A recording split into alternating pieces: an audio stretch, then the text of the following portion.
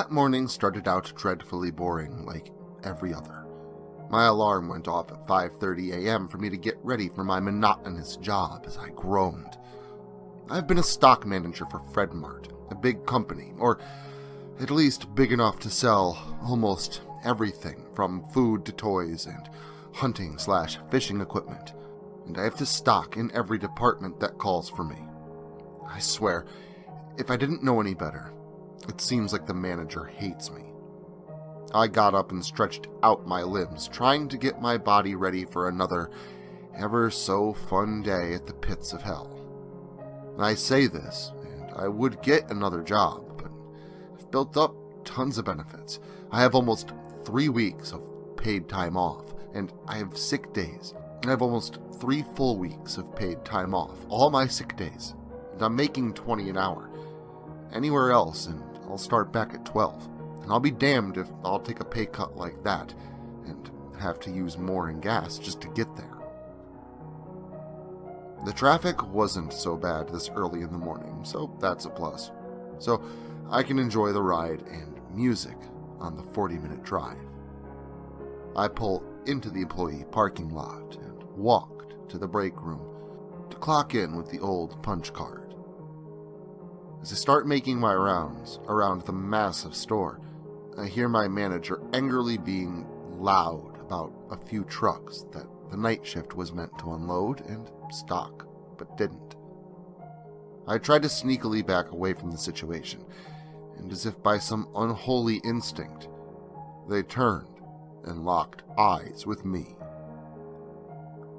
A gut-wrenchingly malicious smile came across his face, which was followed by him asking me if I could unload it and stock it.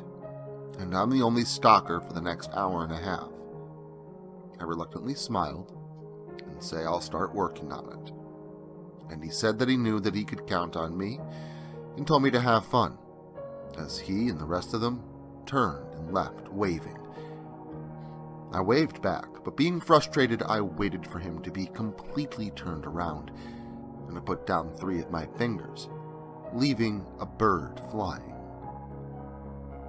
About an hour later, I was done with the annoying workload left over by the damn night shift. Luckily, there wasn't much people who come in until 1 or 2 o'clock. A couple hours later, I noticed that the light outside started growing dim, which confused me, since I'm morning/day shift, and it had only been no more than 4 hours into my shift, which started at 8 a.m. As I happened to be around the electronics section, I caught a little of the news, which explained that there was an unexpected solar eclipse that is supposed to last only a half an hour once it's completely blocked out. I continued about my shift and noticed that it was surprisingly really dark. It had been 2 hours since I had seen the news broadcast, so I decided to see if there was any new information on it and why it was still black as night.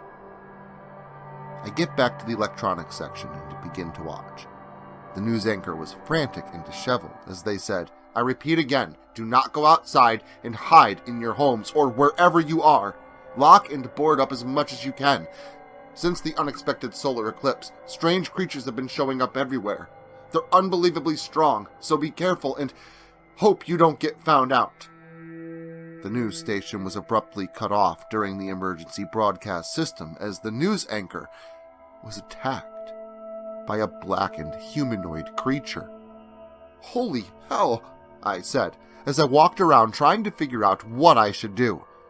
As I was walking, I encountered a child with their back to me, crying, so I go up to them to see what's wrong. The child said between gasping sobs, "Mommy was taken away by something."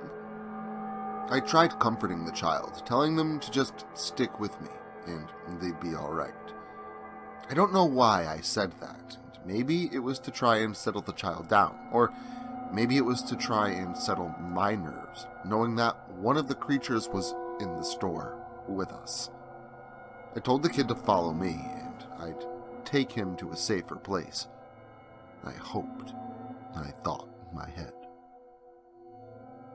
I told them that we were on the opposite end of where the real weapons were, and the safe area I had mentioned was at the halfway point, so we'd have to be careful and keep our eyes out for anything strange, which he agreed. Along the way, I tried to calm the child down by talking.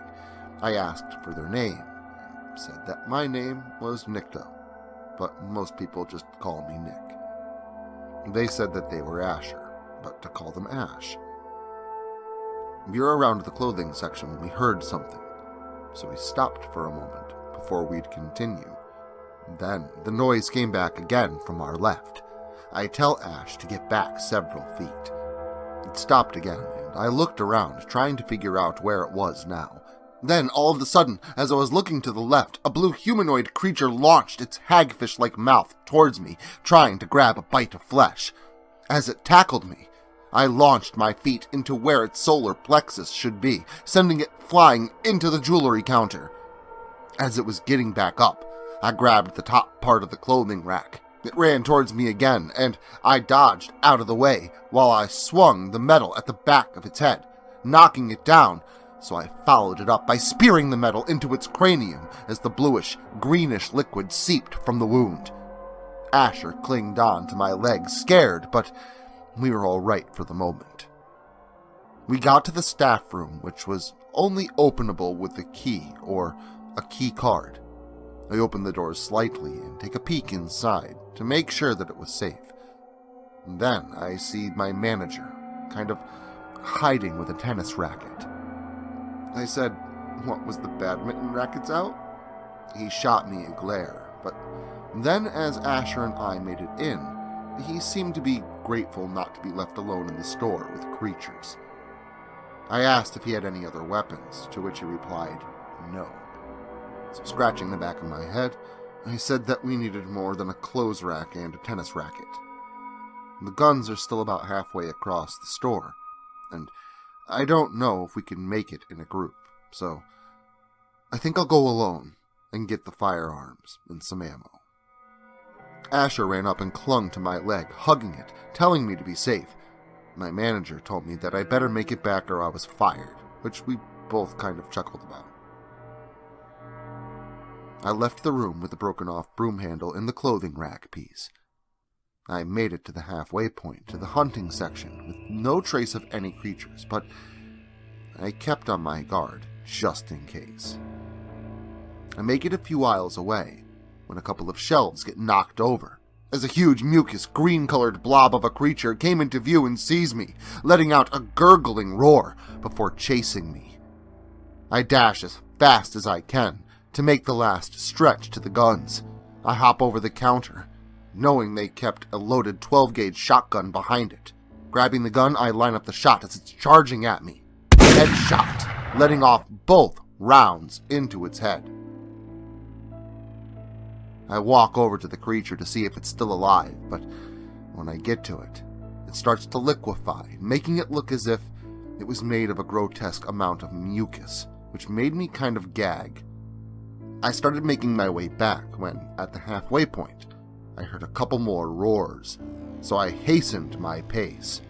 I made it to the door when I heard a little kid shouting and screaming for help behind the door, so I hurried and threw it open and seen Asher getting picked up by a purple tentacle-like creature.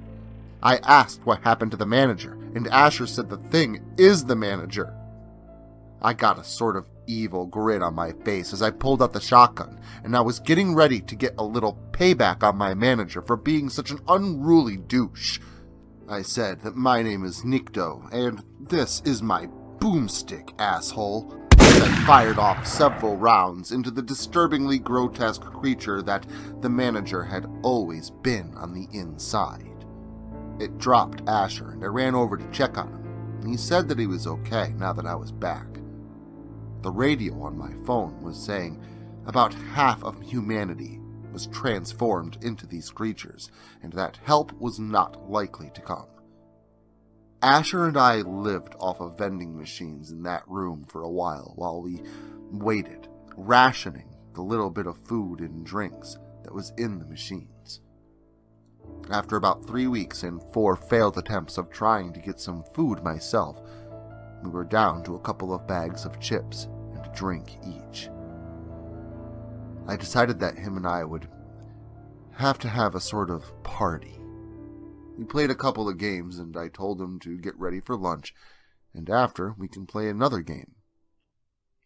We finished eating, and Asher asked excitedly when we could play a game, and I told him to hang on and close his eyes, because the game was a surprise. He said, "Okay, I can't wait. I bet it's going to be so fun."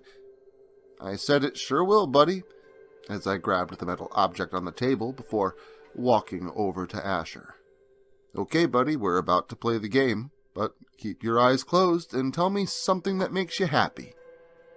Asher replied, "I'm really happy and grateful to have met you." I said, "Happy to have met you too." As a flood of tears streamed down my face as I struggled to continue. He said, "I trust you, you're my friend." Then, as I twitched my finger, an echo rang out deafeningly. As he started to fall to the ground, I caught him, holding him, crying the deepest and most sorrowful tears that burned my face like molten magma. I then turned my shotgun towards myself, looking at the child in my arms that became my friend one last time before I pulled the trigger. I close my eyes, about to join my new friend, as my finger tightens around the trigger, and the next thing I hear is... Confused, I check it again, and it still had a shell loaded into it, so I tried it again, to no avail. Then, a few minutes later, I heard yelling and shouting about them hearing a gunshot around here. Then, the door is broken in, and I see a group of soldiers come asking if I was okay. I was defeated, my eyes vacant and mind lost, as I saw the sun peeking in.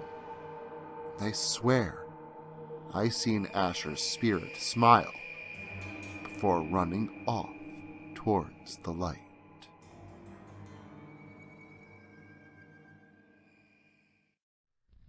Social media can be very unpredictable, especially regarding horror content. If this content gets removed, all new content will be simultaneously presented on various websites provided in the description to this video. Make sure to follow me in other digital spaces so that you never miss out on the terror. Also, if you like this video, make sure to leave a comment and hit the like button. It helps the channel a lot. If you're new to the channel and you enjoy what's here, consider hitting that subscribe button and the notification bell so that you never miss an upload. Writing is a dream of mine, and it's all of you that make that dream come true.